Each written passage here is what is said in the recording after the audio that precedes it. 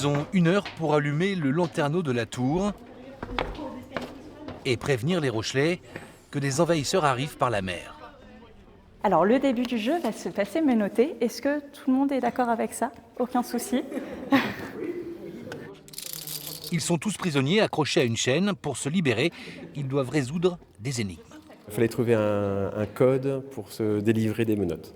1468. Un code à trouver avec différents indices. L'environnement est inspirant. Ah, c'est chouette, on n'a pas trop de temps pour l'instant de l'admirer, mais ouais, c'est magnifique. ADA. ADA, M. Un escape game dans ce monument rochelais sort de l'ordinaire, surtout quand on renoue avec le passé de l'édifice qui a servi de prison maritime entre le XVIe et la moitié du XIXe siècle. Ah si, 50-70, tiens, regarde. 50-70. On a voulu surfer sur le thème de la prison et se dire, bon bah voilà, ça pouvait être rigolo en fait de se penser comme un prisonnier de la tour de la Lanterne avec un défi à relever. Les traces du passé de la tour de la Lanterne sont partout sur les murs. 6000 graffitis de pirates et autres corsaires, ça met dans l'ambiance. Ah, Robert Adams, c'est bon. Pour redécouvrir en famille ce monument, même quand on est rochelais. T'as pas l'habitude des menottes, toi?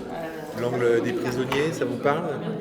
Oui, après on s'est dit qu'on allait peut-être être dans des pièces aussi pas ouvertes au public ou voir le bâtiment sous un autre angle.